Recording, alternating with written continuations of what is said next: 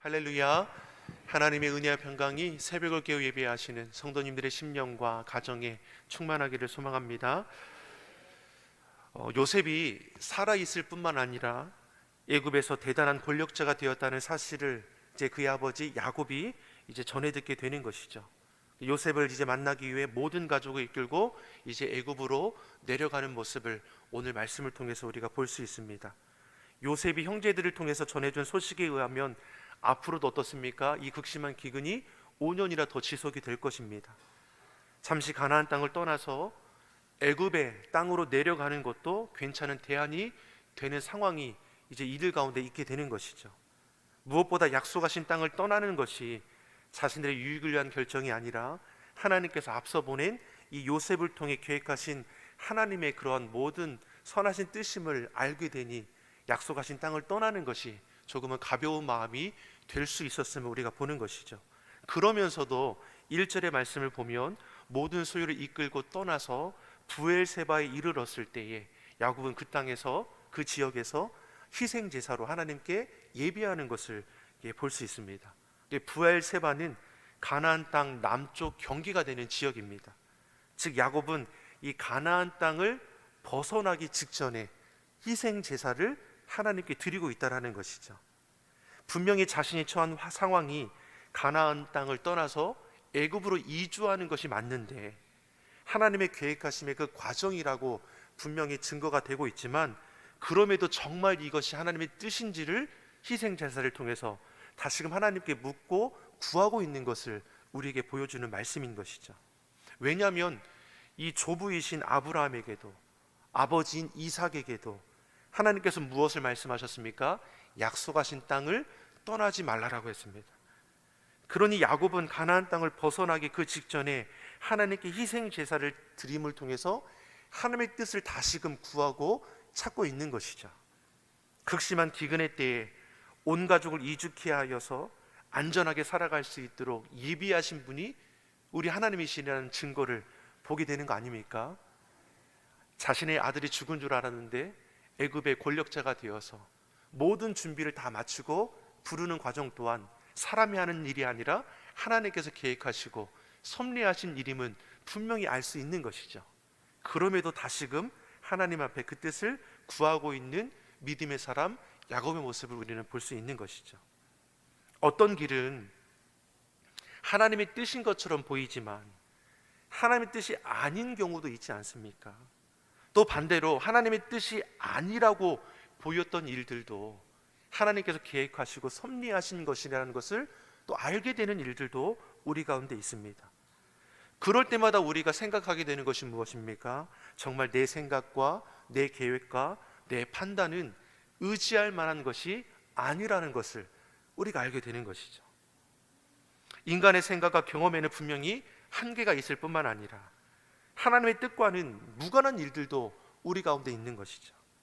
그러므로 우리는 어떻습니까? 범사에 모든 일에 하나님을 인정하고 하나님의 뜻을 분별할 수 있는 지혜를 구함으로 그 뜻에 참여할 수 있기를 예수님의 이름으로 소망합니다. 그럴 때 오늘 본문의 말씀에 나오는 요셉에게 주신 형통의 은혜가 우리 가운데도 동일하게 임하게 될 줄 믿습니다. 이렇듯 야곱은 가나안 땅을 떠나기에 앞서서 희생 제사를 하나님께 드리는 것을 볼 수 있습니다. 하나님의 뜻을 구하는 것이죠. 그리고 그날 밤에 하나님께서 환상 중에 야곱에게 말씀하는 것을 우리가 볼 수 있는 것이죠. 2절과 3절의 말씀을 우리 같이 한번 보겠습니다. 2절, 3절 같이 읽겠습니다. 그 밤에 하나님이 이상 중에 이스라엘에게 나타나 이르시되 야곱아 야곱아 하시는지라 야곱이 이르되 내가 여기 있나이다 하매 하나님이 이르시되 나는 하나님이라 내 아버지 하나님이니 애굽으로 내려가기를 두려워하지 말라. 내가 거기서 너로 큰 민족을 이루게 하리라. 아멘. 하나님께서 환상 중에 말씀하시죠. 나는 하나님이라. 내 아버지의 하나님이니. 하나님께서는 애굽에 내려가기를 두려워하는 야곱에게 확신을 주시는 것이죠. 나는 내 아버지의 하나님이라. 아브라함 때 시작된 하나님의 약속이 자신의 아버지 이삭을 통해서 그리고 자신에게 계승이 되었습니다.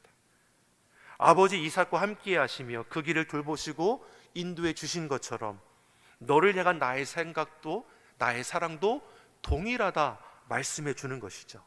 그러니 애굽으로 내려가는 것을 두려워하지 말라. 거기서 내가 너를 큰 민족을 이루게 하리라. 아브라함에 주셨던 약속의 말씀 아닙니까? 자신의 아버지 이삭에게 주셨던 약속의 말씀이 아닙니까? 그리고 자신의 때에 이루실 하나님의 약속이라는 것을 한 말씀을 주는 것이죠. 사랑하는 성도 여러분, 하나님은 어떠한 분이십니까? 약속을 이루시는 분이시죠. 두려워하는 야곱에게 말씀하시고 이루하시고 그 가는 길에 확신을 더해 주셨습니다. 애굽은 두려움의 땅으로 나가는 것이 아니라 하나님의 역사가 이루어질 땅이라는 것을 분명히 밝히 알게 하시는 것이죠. 야곱과 그의 후손들은 거기서 애굽의 땅에서 400년간 거주하게 되며 그곳에서 큰 민족을 이루게 됩니다. 이를 위해 요셉을 앞서서 애굽 땅에 보낸 것이고 이후에 야곱과 그의 가족들이 애굽으로 내려가는 것이죠. 무엇보다 그 가는 길을 누가 함께 하신다 말씀합니까? 하나님께서 함께 하실 것을 말씀하시죠. 그 가는 길을 누가 인도하십니까? 하나님께서 인도하십니다. 사랑하는 성도 여러분, 이 땅을 살아갈 때 우리와 함께 하시는 분이 누구십니까? 하나님이시죠. 우리의 가는 길을 인도하시는 분이 누구십니까? 하나님이시죠. 범사에 하나님을 인정하는 자는 그 삶의 모습이 구별될 수밖에 없다라는 것을 알 수 있는 것이죠. 4절의 말씀을 같이 한번 보겠습니다. 4절의 말씀 같이 읽어보겠습니다. 내가 너와 함께 애굽으로 내려가겠고 반드시 너를 인도하여 다시 올라올 것이며 요셉이 그의 손으로 내가 눈을 감기리라 하셨더라. 내가 너와 함께 애굽으로 내려가겠고 반드시 너를 인도하여 다시 올라올 것이라. 내가 너와 함께. 하나님께서 한시도 떨어지지 않고 야곱을 지켜주시겠다 약속하고 계시는 것이죠. 이처럼 하나님은 자신의 백성 택한 족속을 결코 홀로 버려주지 아니하십니다. 언제나 자기 백성과 함께 하시는 임마누엘의 하나님이심을 우리에게 확신시켜 주는 것이죠. 지금은 약속하신 땅을 떠나 애굽으로 내려가지만 반드시 너를 인도하여 다시 올라올 것을 말씀하십니다. 애굽은 이스라엘 백성들이 거할 영원한 처소가 아니라는 것이죠. 임시 거처가 되는 것이고 때가 되면 본향 하나님이 약속하신 가나안 땅으로 돌아오게 될 것이고 그 땅을 차지하게 될 것입니다. 그때까지 이스라엘 백성들은 잠시 나그네와 객으로서 애굽 땅에 머물게 되는 것이죠. 이와 마찬가지로 이 땅을 살아가는 저와 여러분도 어떠합니까? 우리의 머물 곳은 이곳이 아니죠. 본향은 어디입니까? 저 천국 하나님 나라이죠. 이 세상은 잠시 머물다 나 살아가는 곳이죠. 그래서 성경은 우리를 가르쳐 뭐라고 합니까? 나그네라 말씀하는 겁니다. 우리는 영원한 하나님 나라에 대한 소망이 있기 때문에 이 땅에서 만나는 환난, 시련, 핍박, 고난 낙심하지 않습니다. 하나님의 약속을 바라보며 하나님의 자녀로서 우리는 구별되게 되는 것이죠. 그날이 하나님께서 우리를 소망과 기쁨의 자리로 인도하실 것입니다. 야곱도 그 온 가족도 어떻습니까? 그날을 기대하며 애굽 땅으로 내려가는 것이죠. 7절의 말씀입니다. 7절의 말씀 우리 같이 읽어보겠습니다. 이와 같이 야곱이 그 아들들과 손자들과 딸들과 손녀들 곧 그의 모든 자손을 데리고 애굽으로 갔더라. 아멘. 야곱은 하나님의 말씀 따라 모든 자손을 데리고 애굽으로 데려갑니다. 8절 이하의 말씀을 보면 함께 애굽으로 내려오는 그 자손들의 이름이 하나하나 이제 열거가 되죠. 한 사람의 예외 없이 야곱의 모든 자손들이 애굽에 내려왔습니다. 그 수가 총 몇 명이라고 말씀합니까? 27절의 말씀을 보니까 70명이라고 했습니다. 애굽에 내려가는 야곱과 그 온 가족의 수가 몇 명입니까? 겨우 70명밖에 안 되는 거죠. 그런데 약 430년 후에 이스라엘이 출애굽하게 될 때 이스라엘 백성의 수가 20세 이상의 장정만이 60만 명에 달했다고 합니다. 여기 여인들과 20세 이하의 남자들까지 합하면 출애굽 당시에 이스라엘 백성들의 그 수가 약 200만 명에 육박했다라고 기록하는 것이죠. 우리는 안 놀라죠. 그까이 거 얼마가 되냐고. 여러분 어마어마한 거 아닙니까? 400년이라는 그 시간 동안 70명으로 시작된 그 수가 200만 명이 되었습니다. 이게 얼마나 큰 거냐면 우리나라를 예로 들면 제가 어제 한번 검색해 봤어요. 1950년대에 우리나라 인구가 2016만 6천 명 정도. 그리고 지금 이제 2020년 기준으로 5,182만 9천 명. 그러니까 이게 대략 80년에서 100년 사이에 한 2배, 2.5배 정도. 왜 인구 증가율을 봤을 때 70명으로 시작된 그 인구가 400년의 시간이 지났을 때 200만 명이라는 그 수가 됐다라는 것은 무엇을 우리가 볼 수 있습니까? 자연적으로 출산을 해서 이런 인구수가 세워지기가 말도 안 된다는 것이죠. 다시 말해서 무엇을 가리키는 것입니까? 하나님께서 당신의 언약에 따라서 이스라엘 백성들을 심히 번성케 하셨다라는 것을 우리가 알게 하는 것이죠. 사람으로는 불가능한 거지만 하나님께서 저들을 축복하셔서 후손의 복을 더해 주셨다라는 것을 말씀해 주는 것이죠. 하나님은 능치 못함이 없으십니다. 이루지 못할 일이 없으시죠. 그런 하나님께서 우리의 아버지가 되시고 우리를 자녀로 택하여 주셨습니다. 그러니 우리가 어떻습니까? 의심의 마음을 내려놓아야 하는 것이죠. 전능하신 하나님 온전히 믿고 의지하는 주의 성도들이 되기를 예수님의 이름으로 축원합니다. 28절에서 30절의 말씀을 함께 보겠습니다. 28절에서 30절의 말씀을 같이 한번 보겠습니다. 야곱이 유다를 요셉에게 미리 보내어 자기를 고센으로 인도하게 하고 다 고센 땅에 이르니 요셉이 그의 수레를 갖추고 고센으로 올라가서 그의 아버지 이스라엘을 맞으며 그에게 보이고 그의 목을 어긋맞춰 안고 얼마 동안 울매 이스라엘이 요셉에게 이르되 내가 지금까지 살아있고 내가 내 얼굴을 보았으니 지금 죽어도 족하도다. 아멘. 야곱은 종살이 11년, 감옥살이 2년, 또 총리가 되어서 7년의 풍년을 지내고 이제 3년대의 흉년이 접어들고 있습니다. 다시 말해 아버지와 아들이 재회하는 그 시간 어떻습니까?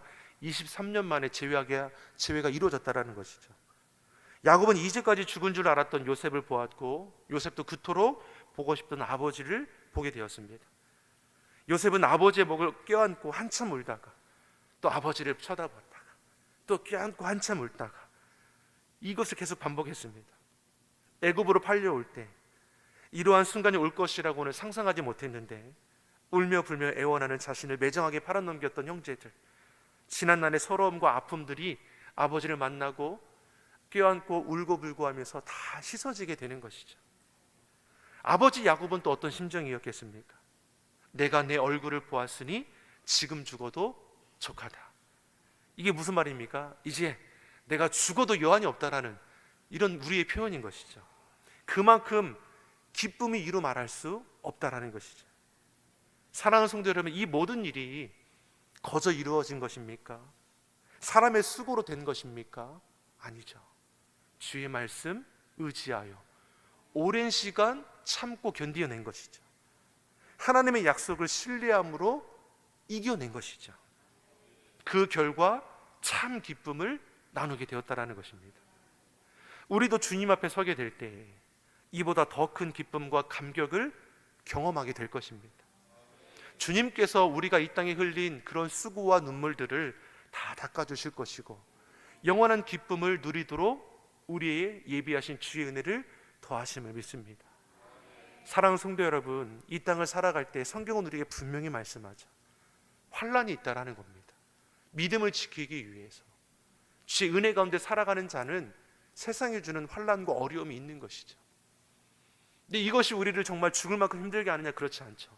그때가 길지 않다라고 분명히 우리에게 말씀하고 이길 수 있도록, 감당할 수 있도록 힘도 지혜도 돕는 자도 도와주실 것을 말씀합니다. 그 기간을 잘 견디며 지나가면 주께서 약속하신 큰 기쁨과 은혜를 누리게 될 줄 믿습니다.